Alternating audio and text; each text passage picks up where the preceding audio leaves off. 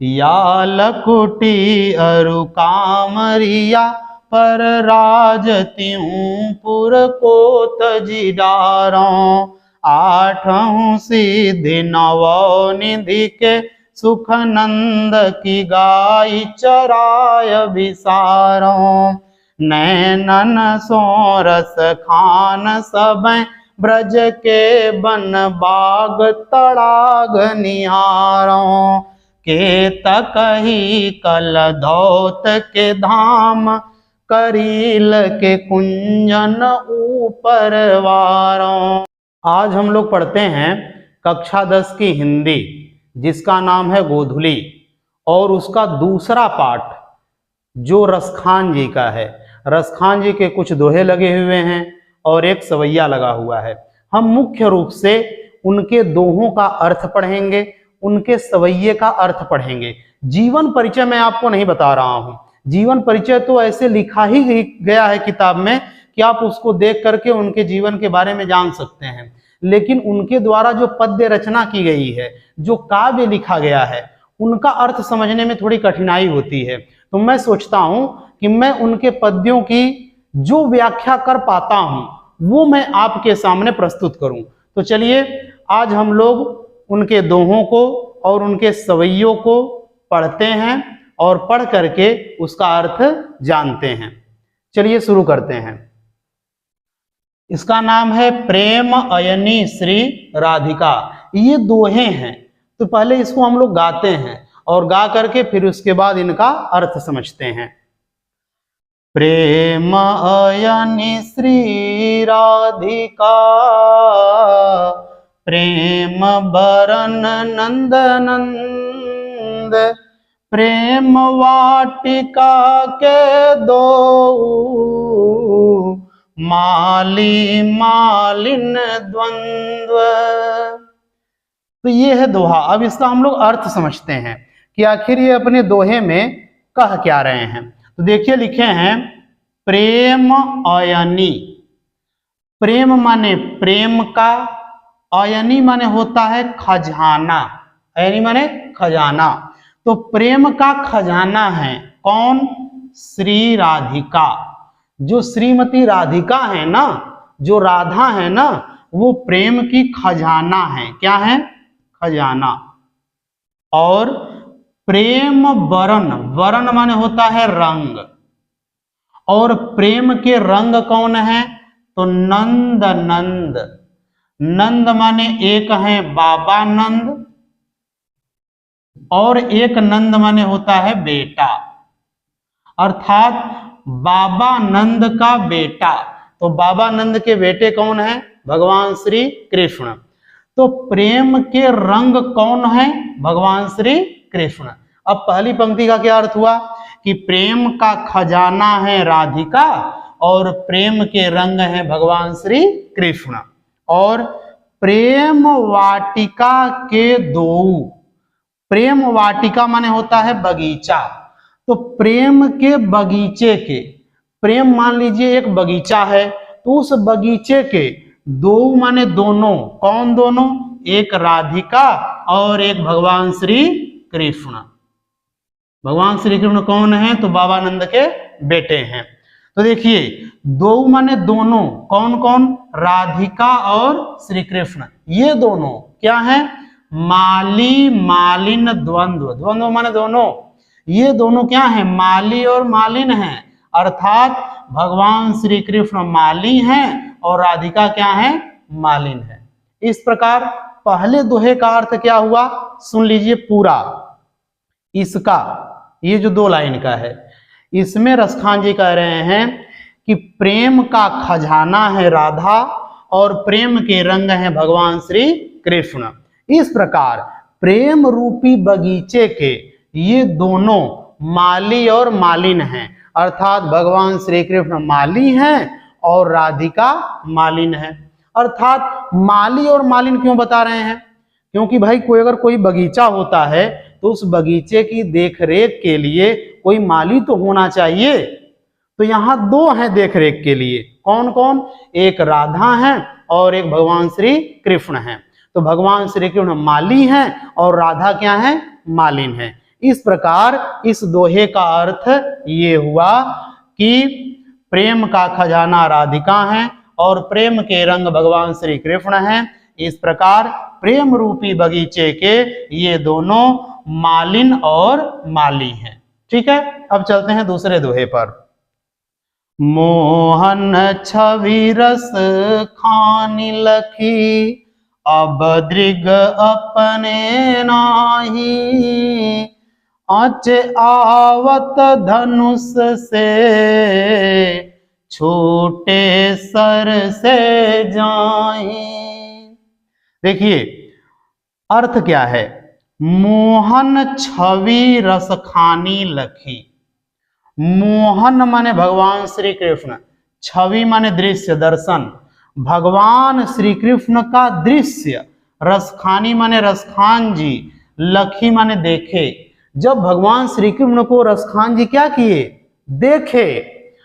अब दृग अपने नाही, तो रसखान जी कह रहे हैं कि जब मैंने देख लिया तब, दृग माने आंखें, अपने नाही, अब ये मेरी जो आंखें हैं ना वो मेरी नहीं रही, अर्थात उनको देखते ही मेरी आंखें अब अपने बस में नहीं रही। और क्या हुआ, आंचे आवत, आंचे माने होता है खींचा हुआ, आवत माने आ रहा हो, धनुष माने धनुष से, छूटे सर माने छूटा हुआ बाण, से माने के समान, जाही माने जाता है, अर्थात जैसे खींचे हुए धनुष से बाण, सर माने बाण, छूट करके जैसे चला जाता है, वैसे ही जैसे ही मैंने भगवान श्री कृष्ण को देखा तो मेरी जो आंखें हैं अब मेरी नहीं रही, वो चली गई किसके पास, भगवान श्री कृष्ण के पास। जैसे धनुष से छूटा हुआ बाण कभी वापस नहीं आता,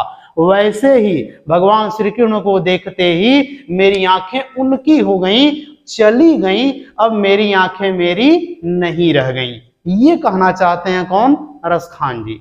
तो पूरा इस 2 लाइन के दोहे का अर्थ क्या हुआ, क्या कहते हैं रसखान जी कि जब मैंने भगवान श्री कृष्ण को देखा तो मेरी आंखें मेरे बस में नहीं रही, मेरी आंखें जैसे उनके पास चली गईं। और कैसे चली गईं, जैसे धनुष से खींचा हुआ कोई बाण अगर छूटे तो वो चला जाता है, वैसे ही मेरी आंखें मेरे पास से चली गईं, अर्थात मेरे बस में नहीं रही। ठीक है, अब चलते हैं तीसरे दोहे पर। मोह मन मानिक ले गयो, चितय चोर नंद नंद, अब बे मन मैं का करूं, परी फेर के फंद। देखिए मोह मन मानिक, म एक ही अक्षर बार बार आ रहा है तो अनुप्रास अलंकार हो गया। तो मोह मन मानिक, मोह माने मेरे, मन माने मन को, और मन कैसा है तो माणिक्य के समान है। मेरे मन रूपी माणिक्य को ले गयो, लेके चले गए कौन, चितय चोर, चितय माने चित्त को, मन को, चोर माने चुराने वाले, नंद नंद, अभी मैंने बताया था नंद नंद माने भगवान श्री कृष्ण। तो रसखान जी क्या कह रहे हैं कि मेरे मन रूपी माणिक्य को, माणिक्य माने सोना चांदी, मन मतलब बड़ा, माणिक्य किसे कहते हैं जो बहुत महंगी चीज हो, अनमोल चीज हो, तो मन भी बड़ा अनमोल है, इसलिए मन की तुलना किससे की गई है, माणिक्य से। मन को उसके आधार पर, उसके रूप, मन को माणिक्य का रूप दे दिया गया है। समझ में आया। तो देखिए क्या कह रहे हैं रसखान जी कि मेरे मन रूपी माणिक्य को ले गए हो, कौन ले गए, तो चितय चोर, चित्त को चुराने वाले कौन, श्री कृष्ण। तो पहली पंक्ति में क्या हुआ कि भगवान श्री कृष्ण चित्त को चुराने वाले हैं, मन को चुराने वाले हैं, जो एक बार देख ले तो उसका मन भगवान श्री कृष्ण में लग जाए, ऐसे वो हैं। अर्थात हमारे मन को, चित्त को एक दर्शन से चुरा लेते हैं, मात्र एक बार देखा और फिर आपका मन अपना नहीं उनका हो जाता है। तो ये कह रहे हैं रसखान जी कि मेरे मन रूपी माणिक्य को, अरे चित्त को चुराने वाले श्री कृष्ण क्या किए, लेके चले गए। और अब बेमन मैं क्या करूं, अब बेमन, अब बिना मन का मैं क्या करूं, अरे मैं क्या करूं। परी फेर के फंद, फेर माने उलझन, फंद माने फंदा, अरे अब तो मैं उलझन के फंदे में फंस गया हूं। क्यों, क्योंकि अब तो मैं बेमन का हो गया, बेमन माने बिना मन का हो गया। क्यों, क्योंकि मेरा मन कौन लेके चला गया, भगवान श्री कृष्ण लेके चले गए। अरे भाई जब मेरा मन है और उसे भगवान श्री कृष्ण लेके चले गए तो मेरा मन चला गया, तो मैं बेमन हो गया, बिना मन का हो गया। और जब मैं बिना मन का हो गया तो मैं क्या करूं, इसी उलझन के फंदे में फंसा हुआ हूं। मतलब ये कहना चाहते हैं कि भगवान श्री कृष्ण के दर्शन मात्र से आप अपने मन को खो बैठते हैं, आप उनमें खो जाते हैं। ठीक है, तो इन दो पंक्तियों का अर्थ क्या हुआ, पूरा मैं बता देता हूं इन दो पंक्तियों का। रसखान जी कह रहे हैं कि मेरे मन रूपी माणिक्य को, चित्त को चुराने वाले श्री कृष्ण लेके चले गए हैं। अब मैं बेमन क्या करूं, अब बिना मन का मैं क्या करूं, इसी उलझन के फंदे में फंसा हुआ हूं। चलिए अंतिम जो दोहा है इस पर चलते हैं। प्रीतम नंद किशोर जा, दिन ते नैन लाग्यो, मन पावन चित चोर पलक, ओट नहीं करी सकूं। देखिए अर्थ समझते हैं। प्रीतम नंद किशोर, मेरे जो प्रीतम हैं वो कौन है, नंद किशोर। नंद माने बाबा नंद और किशोर माने बेटा। तब बाबा नंद के बेटे कौन है, भगवान श्री कृष्ण। तो कह रहे हैं कि मेरे जो प्रीतम हैं वो कौन है, बाबा नंद के बेटे अर्थात भगवान श्री कृष्ण। तो प्रीतम श्री कृष्ण जा दिन ते नैननी लग्यो, जा दिन माने जिस दिन से, जा माने जिस, दिन माने दिन, तय माने से, जिस दिन से नैननी लग्यो, नैननी माने आंखों से, लग्यो माने लगे हैं, अर्थात मेरे प्रियतम को मैंने जिस दिन से देखा है। और प्रियतम कौन है, भगवान श्री कृष्ण। तो रसखान जी कह रहे हैं कि मैंने अपने प्रियतम को जिस दिन से देखा है, मेरी आंखों ने मेरे प्रियतम को जिस दिन से देखा है, मन पावन, मन क्या हो गया है, पावन हो गया है। और वो कौन है, चित्तचोर हैं, क्योंकि वो चित्त को चुरा लेने वाले हैं। और चित्तचोर को पलक ओट नहीं करी सकूं, अब मैं अपनी पलकों के ओट से, पलकें ये हैं जिनसे आंखें हम लोग बंद करते हैं, तो पलक की ओट से नहीं कर सकूं, अब मैं श्री कृष्ण को अपनी पलकों की ओट से भी रोक नहीं पा रहा हूं। अर्थात मैं आंखें बंद भी कर लूं तो मैं अपने प्रियतम को ही देखता रहता हूं। अर्थात अब ये जो मेरी पलकें हैं ना, वो अब ओट का काम नहीं करती हैं, अर्थात वो देखने से रोक नहीं पाती हैं मुझे। किसको, मेरे प्रियतम को। प्रियतम कौन है, तो भगवान श्री कृष्ण। अब इसका पूरा अर्थ समझते हैं इन दो पंक्तियों का।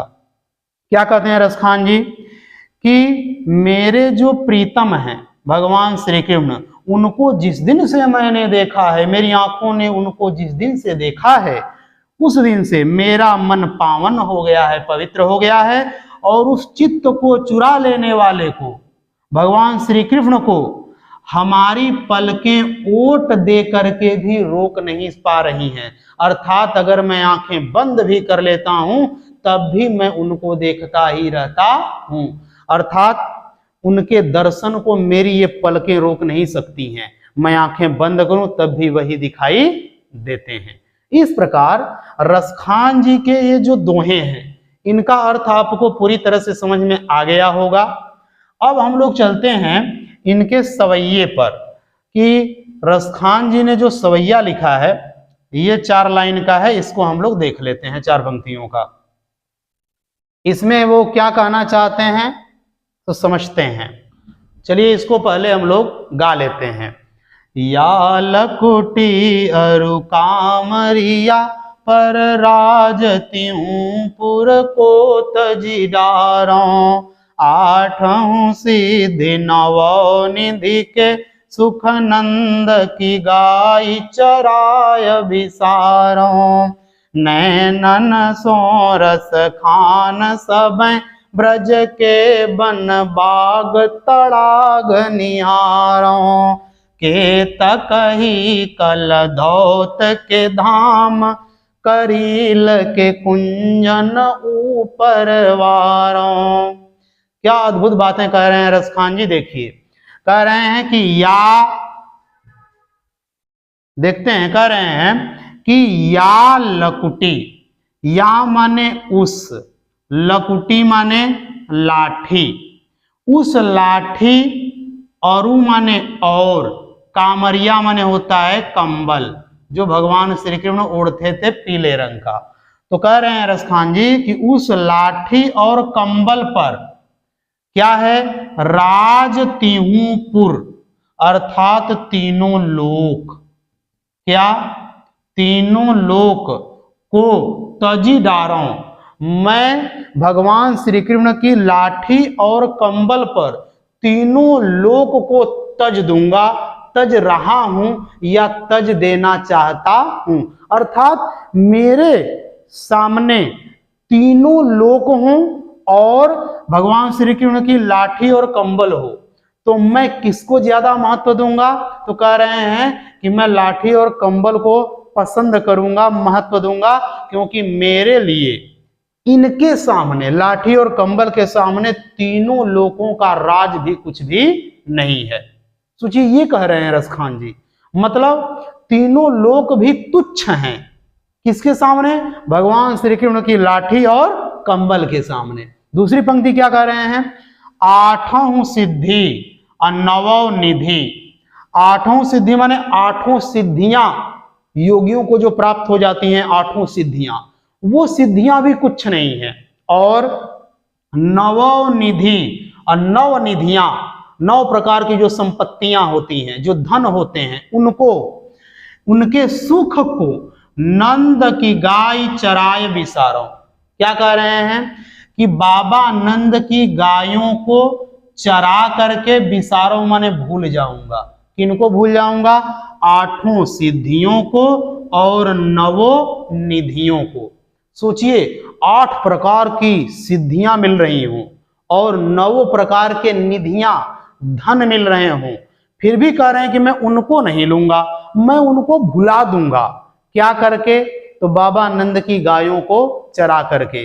अर्थात बाबा नंद की गायों को चराने में जो सुख मिलता है वो सुख आठों सिद्धियां पा लेने पर और 9 निधियों को पा लेने पर भी मिलता नहीं है। तो ये कहना चाहते हैं कि मैं नंद की गायों को चरा करके बिसारों माने भूल जाऊंगा। किनके सुख को, आठों सिद्धियों के और 9 निधियों के सुख को। आठों सिद्धियां और 9 निधियां जितना सुख देती हैं मैं उन सुख को भूल जाऊंगा। कब भूल जाऊंगा, जब मैं बाबानंद की गायों को क्या करूंगा, चराऊंगा। क्योंकि गायों को चराने में बड़ा सुख है, उतना सुख आठों सिद्धियों को पाने में और 9 निधियों को भी पाने में नहीं मिलेगा। और देखिए तीसरी पंक्ति, नैनन सो रस खान सबैं ब्रज के बनबाग तड़ाग निहारों। और कह रहे हैं कि नैनन सो माने अपनी आंखों से, रसखान माने रसखान, मैं अपने आप को कह रहे हैं कि मैं रसखान अपनी आंखों से सबैं ब्रज के सभी वन बाग, वन माने जंगल, बाग माने बगीचे, मैं ब्रज के सभी जंगलों और बागों को, तड़ागों, तड़ाग समझते हैं, तालाब, तालाबों को निहारों माने देखूंगा या देखना चाहता हूं। क्या कह रहे हैं कि मैं रसखान अपनी आंखों से ब्रज के सभी वनों को, बागों को, बगीचों को और तालाबों को देखना चाहता हूं। और केतक ही कलधौत के धाम करील के कुंजन ऊपर वारों। केतक माने, केतक ही माने कितने ही, कलधौत माने होता है इंद्रदेव, कलधौत माने इंद्रदेव, इंद्रदेव के धाम माने स्थान, तो इंद्रदेव का स्थान क्या है? इंद्रदेव कहाँ रहते हैं? स्वर्ग में, है कि नहीं? तो कह रहे हैं कि कितने ही स्वर्गों को करील के कुंजन, करील एक ऐसा पौधा होता है, कंटीला पौधा, जिस पर की पत्तियां नहीं होती हैं, केवल कांटे ही कांटे होते हैं।